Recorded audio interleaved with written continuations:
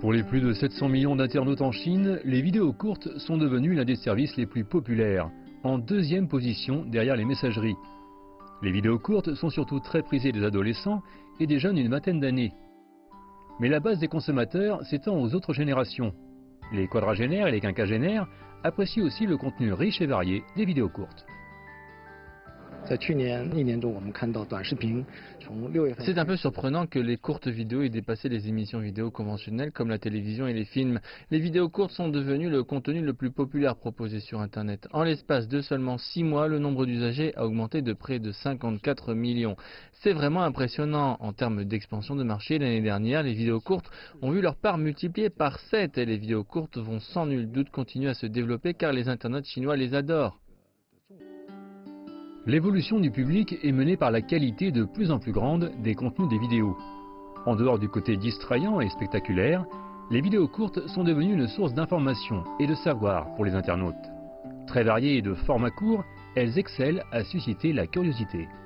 Bien sûr que nous ne pouvons pas attendre des vidéos courtes qu'elles nous enseignent tous les faits et points de vue présents sur Internet. Mais il est indéniable qu'elles représentent de nouveaux moyens d'explorer le monde autour de nous. Je pense que c'est là que leur valeur réside. Elles sont à la fois distrayantes et instructives. Les vidéos courtes jouent un rôle grandissant dans la promotion de la culture traditionnelle chinoise. Les reliques historiques et artefacts sont présentés de manière plus accessible et intéressante.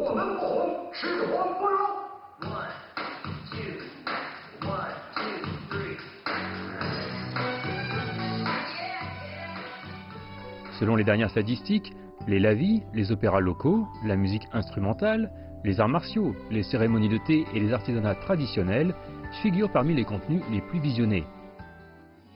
À l'aide de leur smartphone, les gens peuvent mettre à profit leur temps libre pour admirer des contenus allant de la littérature aux arts traditionnels de la scène.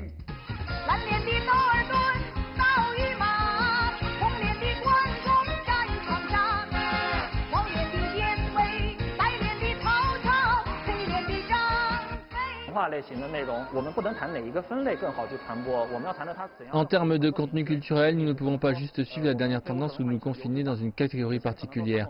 Le plus important est de choisir la meilleure forme pour le contenu.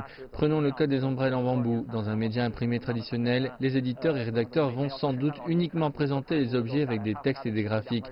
Dans un certain sens, cela peut être efficace pour décrire le maître et comment il a pratiqué pendant des décennies. Une telle histoire peut nous être contée uniquement par des mots. Par contraste, avec une vidéo de moins de 40 secondes, les gens peuvent avoir un portrait plus vivant de l'artiste, ils peuvent mieux apprécier et participer au processus distinctif de fabrication d'ombrelles par le maître.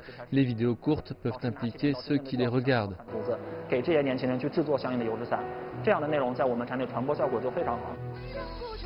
Selon Chen Haifeng de TikTok, en avril 2019, son entreprise a diffusé des courtes vidéos sur plus de 13 000 héritages culturels nationaux. Le projet a généré plus de 24 millions de clips vidéo originaux. Il est convaincu qu'un contenu de qualité repose sur l'intention des créateurs. En dehors des compétences en termes de technologie et de narration, l'intention est cruciale dans la fabrication des vidéos courtes. Je pense que l'objectif est de présenter notre culture traditionnelle aux jeunes des années 90 et 2000. Nous essayons de faire prendre conscience aux jeunes de la valeur de ces artisanats traditionnels et leur signification culturelle. Les vidéos courtes transforment également la dynamique des héritages intangibles de la Chine. Notamment dans les régions rurales, les habitants ont constaté des effets économiques positifs dans le partage des paysages naturels et des artisanats traditionnels de leur pays natal. Les gouvernements locaux intègrent les vidéos courtes sur les thèmes culturels dans leurs efforts de réduction de la pauvreté.